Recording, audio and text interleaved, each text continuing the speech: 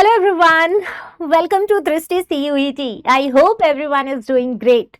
So बिना time waste किए मैं फटाफट से आप सभी को पहले ये बता दूं कि ये जो वीडियो मैं आप लोगों के लिए लेकर आ रही हूँ ये किस पे बेस्ड है। तो बेसिकली आपके क्लास 12th के जो फिजिक्स का सिलेबस है ना, आपको पता है कि आपके फिजिक्स के सिलेबस में जितने भी चैप्टर्स हैं उनमें कुछ ऐसे टॉपिक्स हैं जिनसे कि हर साल क्वेश्चंस आते ही आते हैं। मतलब आप ऐसे कह सकते हैं कि मोस्ट रिपीटेड टॉपिक्स जो हैं हम इस वीडियो में, और आप ऐसे कह सकते हैं कि ये जो वीडियो सीरीज मैंने आपके लिए स्टार्ट की है इसमें मैं आपके फिजिक्स के हर चैप्टर के इंपॉर्टेंट या फिर मोस्ट रिपीटेड टॉपिक्स को कवर कराऊंगी, उनके कॉन्सेप्ट्स को एक्सप्लेन करूंगी सो दैट कि आने वाले एग्जाम में आप उनसे रिलेटेड क्वेश्चन तो आएंगे ही और आप उन क्वेश्चंस को बिल्कुल भी बिना गलती किए करेक्ट करके आए। राइट, सो आज का जो हमारा वीडियो है, आज का जो हमारा ये सेशन होगा, ठीक है, इसमें हमने पहला चैप्टर लिया है, लाइक यूनिट है इलेक्ट्रोस्टैटिक, और इलेक्ट्रोस्टैटिक में जो हमारा चैप्टर है इलेक्ट्रिक चार्जेस। ठीक है, तो आज हम लोग इलेक्ट्रिक चार्जेस के अंदर जिन टॉपिक से मोस्टली क्वेश्चंस हर साल रिपीट होते हैं उन टॉपिक्स को यहाँ पे कवर करेंगे। ऑलराइट, सो सेशन स्टार्ट करने से पहले फटाफट से आप सभी इसको शेयर कर दीजिएगा अपने सभी फ्रेंड्स के साथ जिनको भी इलेक्ट्रोस्टैटिक समझने में प्रॉब्लम होती है, बिकॉज यहाँ पे हम बिल्कुल भी बेसिक से स्टार्ट करेंगे। लाइक अगर आपको नहीं समझ में आया है अभी तक कि ये टॉपिक क्या है, राइट, तो यहाँ पे हम इनको ना इतने आसान तरीके से समझेंगे कि फिर आप कहेंगे कि अरे वाह, फिजिक्स तो मतलब बिल्कुल इजी सा हो गया है। ठीक है, एकदम इजी पीजी होने वाला है। तो चलिए शुरुआत करते हैं। सबसे पहले तो मैं आपको बता ही देती हूँ कि आज इस सेशन में हम कौन कौन से टॉपिक कवर करने वाले हैं या कौन कौन से वो टॉपिक हैं जो मोस्टली रिपीट किए जाते हैं। ठीक है, सबसे पहले तो हम थोड़ा सा ना इंट्रोडक्शन पे कवर करेंगे। लाइक मैं आपको थोड़ा सा ब्रीफ करूंगी कि भाई क्या होता है इलेक्ट्रोस्टैटिक का मतलब। ठीक है, एंड देन उसके बाद हम बात कर लेंगे इलेक्ट्रिक चार्जेस की, क्योंकि भाई ओवरऑल अगर हम देखें तो सबसे इंपॉर्टेंट एलिमेंट यही है, इलेक्ट्रिक चार्जेस। इन्हीं के साथ ही सब कुछ कनेक्टेड है, ये नहीं तो कुछ भी नहीं, ऐसा ही वाला सीन है। तो हम इलेक्ट्रिक चार्जेस समझेंगे, इनकी कुछ प्रॉपर्टीज समझ लेंगे फटाफट, right. Then Coulomb's law, one of the important and the most repetitive law. ठीक है, तो ये क्वेश्चन आप चाहे बोर्ड एग्जाम दीजिए या फिर बोर्ड एग्जाम के बाद आप कोई भी कॉम्पिटिटिव एग्जाम दीजिए, आपको इससे क्वेश्चंस मिलेंगे ही मिलेंगे। तो ये लॉ हम कवर करेंगे, साथ में इलेक्ट्रिक फील्ड के बारे में जानेंगे, और एक इंपॉर्टेंट टॉपिक है इलेक्ट्रिक डाइपोल। ठीक है, इसको भी कवर कर लेंगे आज इस सेशन में। ऑलराइट, तो रेडी हैं सभी? चलिए फिर देर किस बात की, स्टार्ट करते हैं सेशन। देखिए, सबसे पहले अगर मैं आपको इलेक्ट्रोस्टैटिक के बारे में थोड़ा सा ब्रीफ दूं तो इलेक्ट्रोस्टैटिक का मतलब क्या हुआ। देखिए, इलेक्ट्रो से हम इलेक्ट्रिक चार्ज कह सकते हैं, ठीक है, इलेक्ट्रिक चार्जेस, एंड स्टैटिक का मतलब क्या होता है कि वो स्टैटिक है। स्टैटिक का मतलब क्या हो रहा है कि वो बेचारा चल फिर नहीं पा रहा है, राइट, मतलब एक ही जगह पे खड़ा है, राइट। तो स्टैटिक का मतलब होता है ना कि भाई मैं एक जगह पर एकदम से खड़ी हो गई। तो अब इमेजिन कर लो कि मैं एक चार्ज हूं, राइट, और मैं ऐसी चार्ज हूं कि मैं कहीं मूव ही नहीं कर पा रही हूं, तो अब मुझे क्या कहा जाएगा, इलेक्ट्रोस्टैटिक चार्ज। ठीक है, तो इलेक्ट्रोस्टैटिक का मतलब कि जब हमारे जो चार्जेस हैं वो स्टैटिक हैं, एक जगह पे खड़े हैं बस। अब देखो, हमारे एटमॉस्फेयर में या फिर हम ऐसे कह सकते हैं कि पूरे यूनिवर्स में जो मैटर होते हैं, ठीक है, मैटर क्या होता है, मैटर हम कैसे डिफाइन करते हैं मैटर को, matter is something which has some mass and which occupies some volume, right. अब कोई भी मैटर की अगर हम बात करें तो वो सब बने किसके होते हैं, एटम के बने होते हैं, राइट। एटम के अंदर आपको क्या मिलता है, चार्जेस मिलते हैं, इलेक्ट्रॉन, प्रोटॉन, न्यूट्रॉन, ये सभी क्या है, these are the sub atomic particles, जिसमें इलेक्ट्रॉन्स पे होते हैं नेगेटिव चार्ज, प्रोटॉन्स पे होते हैं पॉजिटिव चार्ज। बात समझ में आ रही है, इलेक्ट्रॉन्स पे नेगेटिव, प्रोटॉन्स पे पॉजिटिव और न्यूट्रॉन्स पे न्यूट्रल चार्ज होते हैं। तो ये मैंने किसकी बात की, एटम के अंदर चार्जेस की। अब एटम तो हर जगह है, हवा में है, मेरे अंदर है, आपके आसपास जितनी भी चीजें हैं हर जगह हमारे एटम है। तो चलिए मान लेते हैं कि अभी हम हवा की बात कर लेते हैं, एयर की बात कर लेते हैं। एयर भी हमारे गैसेस हैं, मिक्सचर ऑफ गैसेस होते हैं। गैस किसके बने होते हैं? एटम्स के बने होते हैं। भाई गैस में क्या होते हैं? हमारे एटम एक दूसरे से दूर दूर होते हैं, यही तो डिफरेंस है ना सॉलिड लिक्विड गैस के का। तो अब ऐसे समझो कि अगर हमारे एटमॉस्फेयर में जो गैसेस हैं, गैसेस के जो एटॉमिक पार्टिकल्स हैं, उनमें मौजूद हैं चार्जेस, राइट। लेकिन अभी वो जो चार्जेस है ना वो स्टैटिक हैं, वो एक जगह पे खड़े हैं, बस वो मूवमेंट नहीं कर पा रहे हैं, राइट। मतलब वो चार्ज खुद से कहीं नहीं जा रहे हैं, तो उनको हम कहते हैं इलेक्ट्रोस्टैटिक। तो electrostatic deals with the study of electric charges at rest, right. अब यहां से आपको न्यूटन्स का लॉ ऑफ मोशन भी याद आ रहा होगा कि भाई उन्होंने भी कुछ ऐसा ही कहा था, है ना। पहला लॉ उनका यही था कि अगर कोई बॉडी रेस्ट पे है तो वो तब तक रेस्ट पे रहेगा जब तक कि कोई उस पर आप बाहर से फोर्स ना लगाओ, ठीक है, तब तक वो आगे बढ़ेगा ही नहीं। या कोई बढ़ रहा है तो वो तब तक बढ़ता रहेगा जब तक आप उसको रोको ना। तो यहाँ पे हमारे चार्जेस अभी रेस्ट पे हैं, अभी इन पे कोई फोर्स नहीं लग रहा है, ठीक है, अभी इनको कोई धक्का उक्का नहीं मार रहा है, तो ये स्टैटिक है। आगे वाले चैप्टर में इनको मारा जाएगा धक्का, बट हम वो आगे बात करेंगे।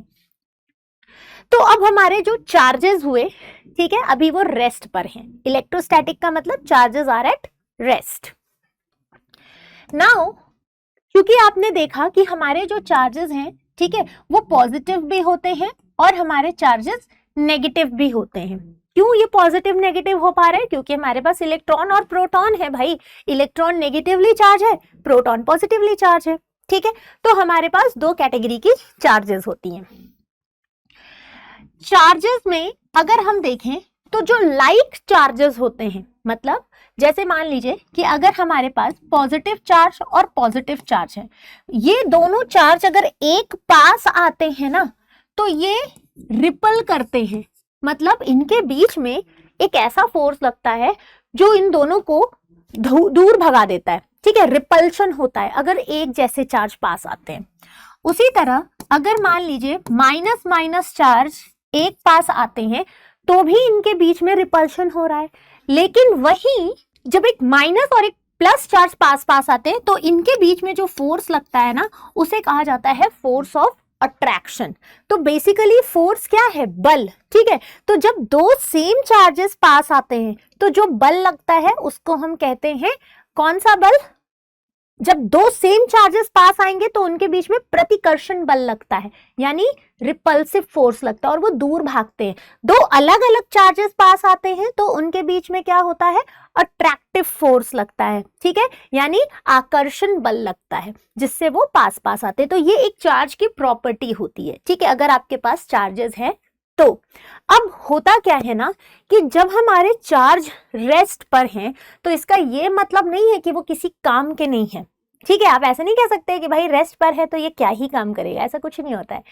रेस्ट पर होने के बाद भी इनके पास बहुत ज्यादा ताकत होती है, ठीक है। जैसे सपोज करिए हमारे पास अगर कोई पॉजिटिव चार्ज है तो जो पॉजिटिव चार्ज होते हैं ना उनके आसपास का जो एरिया होता है, ठीक है, वहां पे वो अपना इफेक्ट दिखाते हैं, राइट। वो वहां पे क्या दिखाते हैं? अपना इफेक्ट दिखाते हैं। जैसे अगर कोई पावरफुल है, ठीक है, तो उनके आसपास कोई जाना पसंद नहीं करेगा ना भाई, लोग डरेंगे उनसे कि अरे भाई पता चला गए और उसने मार दिया तो क्या करेंगे। तो उसी तरह हमारे जो चार्जेस है ना उन्होंने भी अपने आसपास एक ऐसा ऑरा बना के रखा हुआ है कि वहां पे लोग उनके पास आने से डरते हैं, ठीक है। जैसे अगर कोई सेम चार्ज वाला आ गया तो उसको धक्का मार के भगा दिया जाएगा, अगर कोई अपोजिट चार्ज वाला आ गया तो उसको खींच लिया जाएगा अंदर। तो ऐसा वाला कुछ माहौल होता है हमारे चार्ज के पास, ठीक है। तो ये तो था एक ब्रीफ इंट्रोडक्शन। अब इलेक्ट्रिक चार्ज की अगर मैं बात करूं तो थोड़ा तो आपको समझ में आ ही गया है कि बेसिकली हमारे जो इलेक्ट्रिक चार्ज होते हैं ये हमारे मैटर के ही फंडामेंटल प्रॉपर्टी होते हैं, ठीक है, जिसके जहां पे वो रिस्पॉन्सिबल होते हैं इलेक्ट्रॉनिक इंटरैक्शन के लिए। किसके लिए? Electronic interaction. ये इलेक्ट्रॉनिक इंटरैक्शन क्या होता है बेटा? देखो, इलेक्ट्रिकल और इलेक्ट्रॉनिक इंटरैक्शन का मतलब कि ये जो चार्जेस हैं जब ये पास आ रहे हैं या दूर जा रहे हैं, इसी को इलेक्ट्रॉनिक इंटरैक्शन कहा जा रहा है कि क्या ये चार्जेस पास आ रहे हैं या दूर दूर जा रहे हैं। तो हमारी इलेक्ट्रिक चार्ज मैटर की ही फंडामेंटल प्रॉपर्टी है। अब चार्ज को रिप्रेजेंट किया जाता है Q से, ठीक है, चार्ज को हम किससे रिप्रेजेंट करते हैं, Q से रिप्रेजेंट करते हैं। SI यूनिट क्या होती है चार्ज की, कूलम्ब होती है, राइट, चार्ज की SI यूनिट क्या हो जाएगी, कूलम्ब हो जाएगी।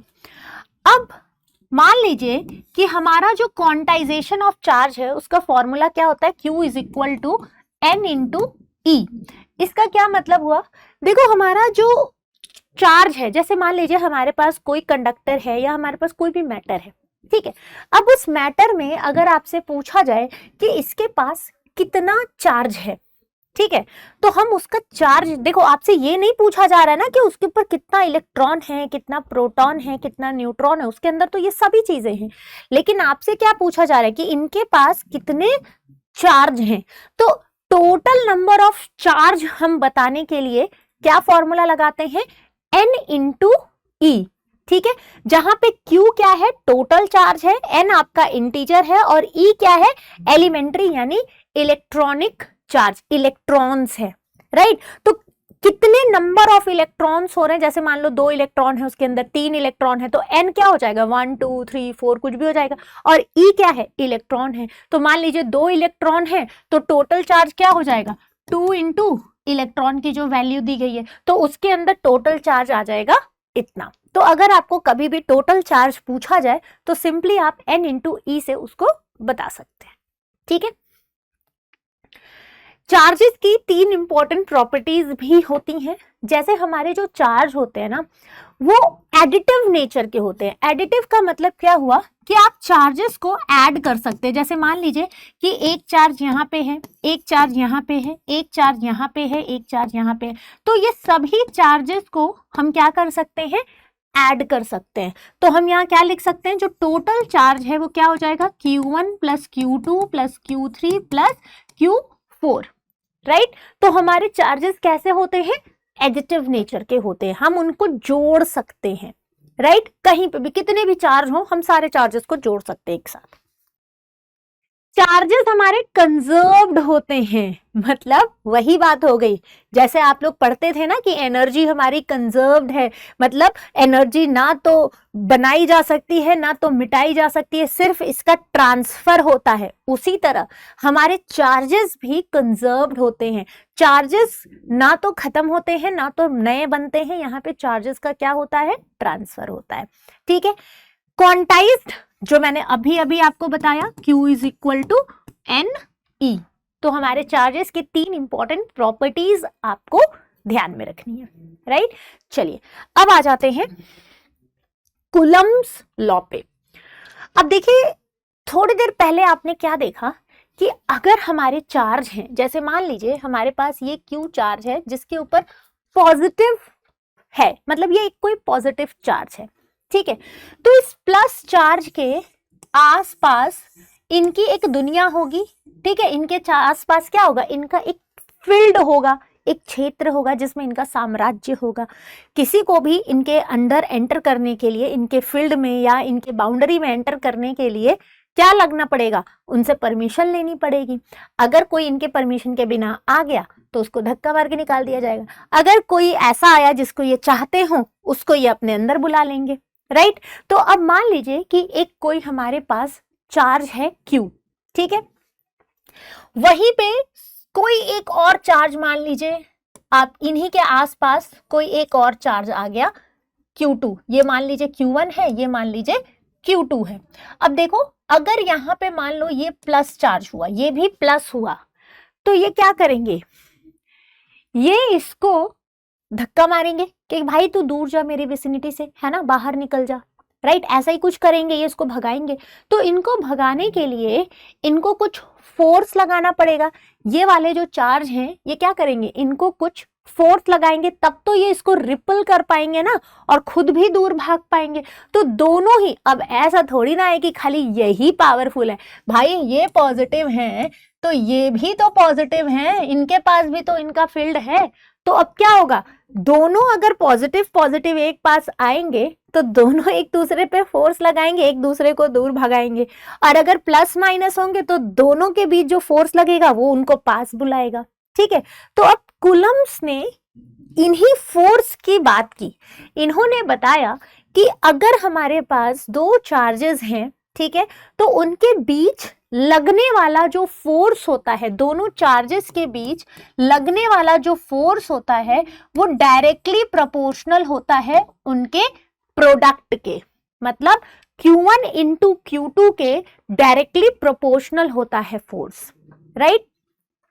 उसके बाद उन्होंने बताया कि जितना ज्यादा डिस्टेंस होगा उनके बीच में, ठीक है, जैसे इनके बीच में मान लीजिए इन दोनों के बीच में r डिस्टेंस है, तो यहाँ पे जो फोर्स होता है वो डायरेक्ट इनवर्सली प्रोपोर्शनल होता है किसके, r स्क्वायर के, मतलब इस डिस्टेंस के स्क्वायर के इनवर्सली प्रोपोर्शनल होगा। तो अब ये भी बात हमें समझ में आ रही है कि भाई जितने ज्यादा पास आएंगे उतना ज्यादा फोर्स लगेगा, भले ही वो अट्रैक्टिव हो या रिपल्सिव हो, और जितना दूर रहेंगे कोई किसी से मतलब ही नहीं है तो फोर्स ऑटोमेटिकली कम हो जाएगा, ठीक है। तो ये इनवर्सली प्रोपोर्शनल हो गए। तो इन्हीं को साथ में जब लिखा गया तो क्या लिखा गया, force is directly proportional to Q1 by Q2 equals to divide by r square, ठीक है। अब जब ये डायरेक्टली प्रोपोर्शनल वाला साइन हटाया गया तो यहाँ पे एक कांस्टेंट आया k Q1 Q2 by r square, ठीक है। तो अब यहाँ जो k है इसकी वैल्यू कितनी होगी, k की वैल्यू कितनी होती है 1 बाई 4 पाई एप्सिलॉन नॉट, इस k की वैल्यू क्या है 1 by 4 pi epsilon naught Q1 Q2 by r square, ठीक है। तो ये आपका क्या आ गया, कूलम्ब फोर्स का फॉर्मूला आ गया। अब आपको एग्जाम में इस लॉ से न्यूमेरिकल आते ही आते हैं, 100% न्यूमेरिकल आएंगे। आपको बोल देंगे दो चार्ज है, दोनों चार्ज की वैल्यू दे देंगे, डिस्टेंस दे देंगे, बताएंगे, पूछेंगे बताइए फोर्स निकालिए, ठीक है। तो force between the charges, magnitude of charge, distance of the charge. अच्छा ये एप्सिलॉन नॉट क्या है, परमिटिविटी ऑफ फ्री स्पेस। अभी हमने एप्सिलॉन नॉट जो है वो फ्री स्पेस की बात की है, ठीक है। उसी तरह अगर मान लीजिए हम किसी पर्टिकुलर मीडिया की बात करते हैं तो वहां पे हम ER लगाते हैं, राइट। तो यहाँ पे हमें अट्रैक्टिव फोर्सेस और रिपल्सिव दोनों तरह के फोर्स मिल रहे हैं। कूलम्ब्स लॉ क्या कहता है ये समझ में आया, सिंपल दो चार्जेस के बीच में लगने वाला जो फोर्स है वो उन दोनों चार्जेस के प्रोडक्ट के मल्टीप्लाई होगा। क्लियर है ये, इन फॉर्मूले पे आपको न्यूमेरिकल प्रैक्टिस करके जाना ही जाना है, ओके। चलिए कूलम्ब फोर्स के बाद और लॉ के बाद अब हम बात कर लेते हैं नेक्स्ट टॉपिक की, इलेक्ट्रिक फील्ड की, राइट। अब देखिए इलेक्ट्रिक फील्ड से भी क्वेश्चंस पूछे जाते हैं और इलेक्ट्रिक फील्ड का कॉन्सेप्ट भी बहुत आसान है। जैसे मान लीजिए कि हमारा एक चार्ज है, जैसे मैं एक अगर मान लो पॉजिटिव चार्ज हूं, ठीक है, तो मेरे आसपास का जो भी एरिया होगा ना, ठीक है, वो क्या कहलाएगा, इलेक्ट्रिक फील्ड। यानी एक इलेक्ट्रिक चार्ज के आसपास की जो एरिया होती है उसी को इलेक्ट्रिक फील्ड कहा जाता है, ठीक है। अब चाहे वो चार्ज पॉजिटिव हो चाहे वो चार्ज नेगेटिव हो, दोनों ही केस में उनके पास उनका इलेक्ट्रिक फील्ड होता है, ठीक है। दोनों ही केसेस में उनके पास उनका इलेक्ट्रिक फील्ड होता है। तो the region around a charge where it influence can be felt, मतलब वो रीजन चार्ज के आसपास जहां पे उसका इन्फ्लुएंस फील किया जाए। जैसे मान लीजिए कि अगर हमारे पास ये चार्ज Q है तो इसके आसपास का जो एरिया है, राइट, अब अगर इस एरिया में मान लो कोई भूला भटका प्लस चार्ज आ जाता है, ठीक है, कोई भूला भटका प्लस चार्ज आ जाएगा, तो अब चूंकि ये इसके एरिया में आया है, इसके फील्ड में आया है, तो इसको क्या किया जाएगा, इसको दूर भगा दिया जाएगा। तो अब इस चार्ज को कुछ फील हुआ, इसको कोई फील करा रहा है, धक्का मार रहा है, बाहर भेज रहा है, तो जहां तक इनका इन्फ्लुएंस होता है, ठीक है, वही उनका फील्ड होता है, ठीक है।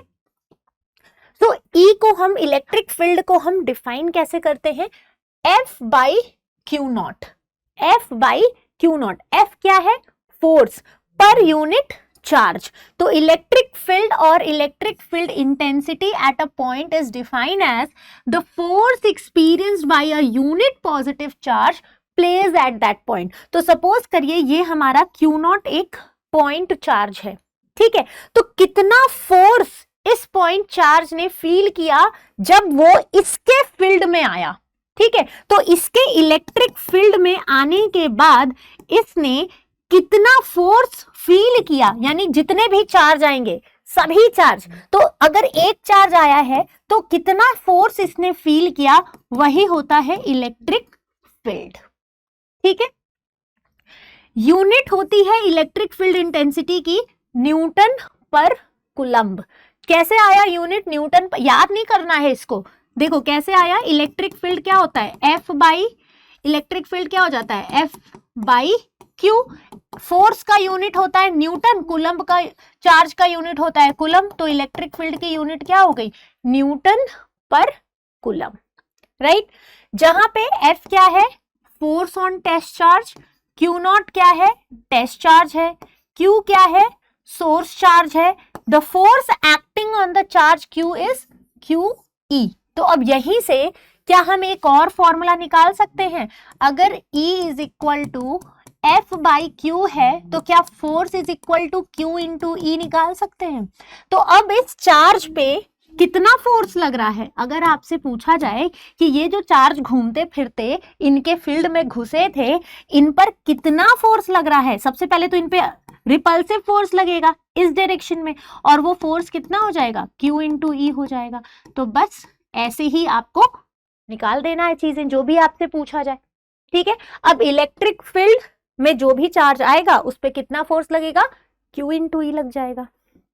यही होती है इलेक्ट्रिक फील्ड। और इलेक्ट्रिक फील्ड इंटेंसिटी क्या होती है, किसी एक पॉइंट चार्ज पे कितना फोर्स लगता है। तो देखो इन सभी फॉर्मूले पे क्वेश्चन आते हैं आपसे। जैसे अब ऐसा नहीं है कि छोटू छोटू क्वेश्चन आपसे पूछा जाएगा कि बताओ भाई इलेक्ट्रिक फील्ड इंटेंसिटी क्या होगी, आपको फोर्स दे देंगे, चार्ज दे देंगे, ऐसा नहीं होगा।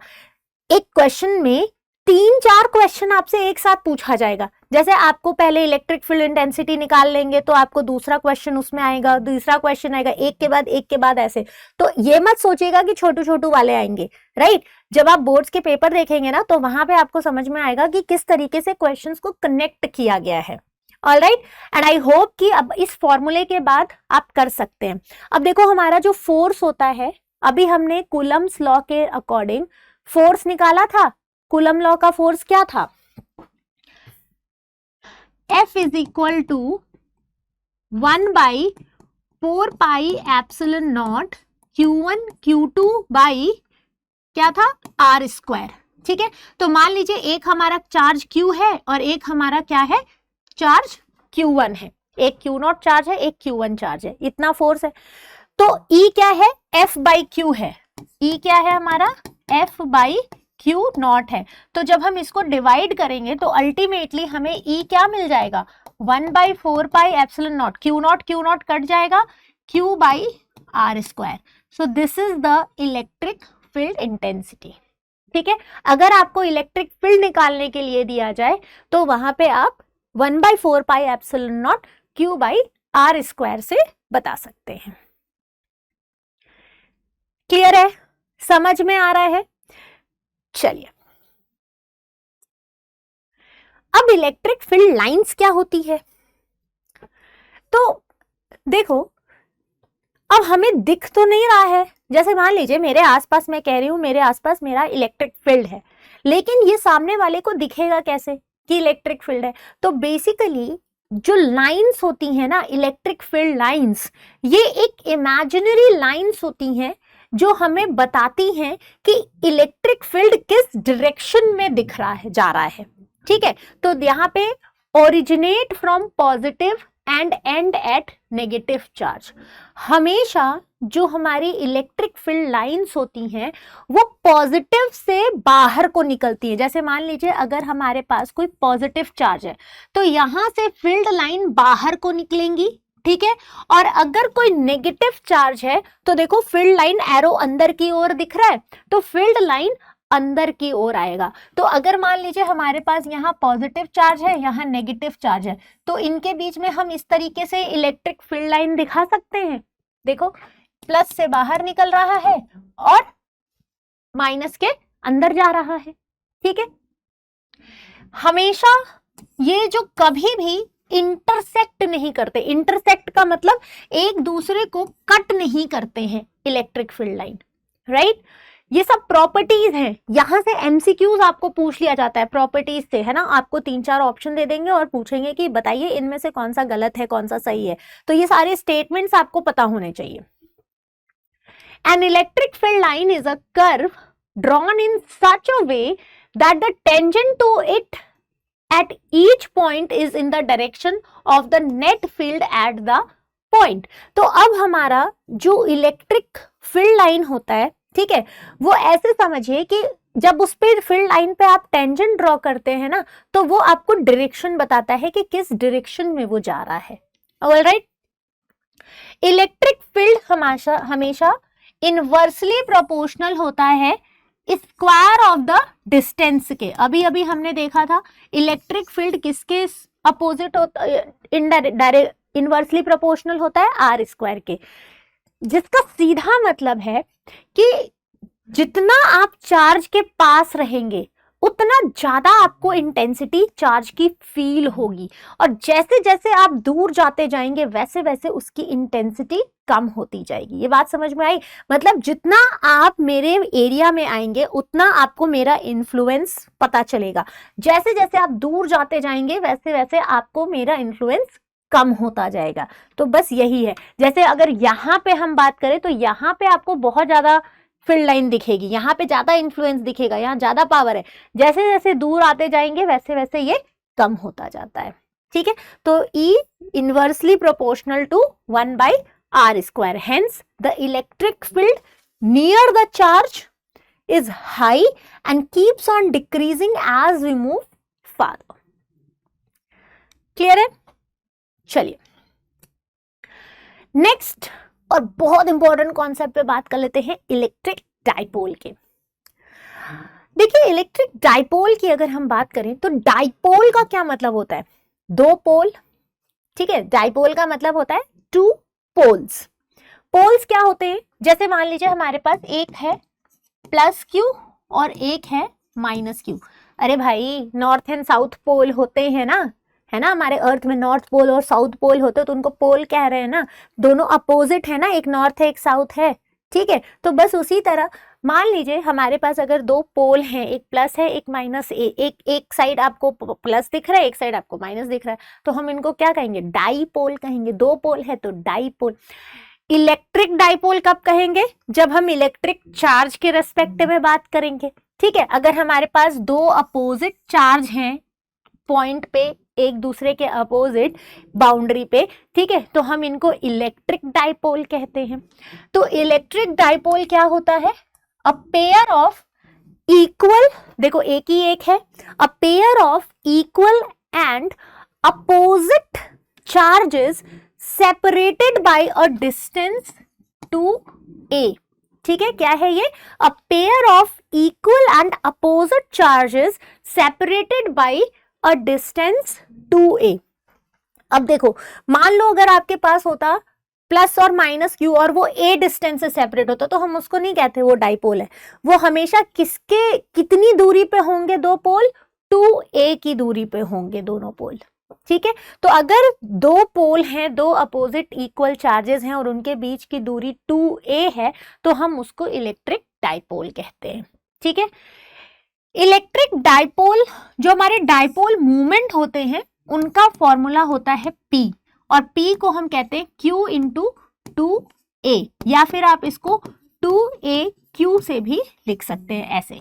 तो ये P क्या है? इलेक्ट्रिक डाइपोल मूवमेंट है। ये एक वेक्टर क्वांटिटी है, ठीक है। वेक्टर क्वांटिटी है, इसका मतलब क्या हुआ कि यहाँ पे आपको मैग्नीट्यूड तो पता चल ही रहा है, साथ ही साथ आपको डायरेक्शन भी पता चल रहा है। कैसे भाई? प्लस क्यू है तो ये माइनस की तरफ जाएगा, राइट। और इसकी यूनिट क्या हो जाती है? Coulomb metre. यूनिट क्या हो जाएगी? Coulomb metre. डिस्टेंस है, चार्जेस है, तो कूलम्ब मीटर हो गया, राइट। अब देखिए एग्जाम में आपको इलेक्ट्रिक डाइपोल से दो क्वेश्चंस पे न्यूमेरिकल आते हैं, कभी कभी डिराइवेशन भी आ जाता है, कभी कभी न्यूमेरिकल सिर्फ देके छोड़ देते हैं, ठीक है। तो यहाँ पे मैं आपको एक का डिराइवेशन बता देती हूँ, दूसरे का फॉर्मूला बता देंगे, ठीक है। इसका डेरिवेशन आप एक बार देख लीजिएगा, या फिर अगर आपको चाहिए तो आप मुझे मैसेज में बताइएगा, कमेंट करिएगा, मैं आपको उसका भी डेरिवेशन का भी एक वीडियो अपलोड कर दूंगी, ठीक है। देखिए, अब अगर मान लीजिए कि electric field of a dipole on axial line, अब अगर एक एक्सियल लाइन ऐसे होती है हमारी, ऐसे एक एक्सियल लाइन है, तो अगर कोई एक्सियल लाइन है और उस एक्सियल लाइन पे एक डाइपोल रखा गया है, ठीक है, डाइपोल मतलब दो opposite equal and opposite charge separated by 2a, तो एक एक्सियल लाइन पे, ठीक है, एक्सियल लाइन पे हमने एक डाइपोल रखा है। तो consider a dipole of charge q and length 2a. Let P be a point at distance x from the center of the electric dipole. अब मान लीजिए ये हमारा डाइपोल है, ये इस डाइपोल का सेंटर है, ठीक है, सेंटर को O से रिप्रेजेंट किया गया।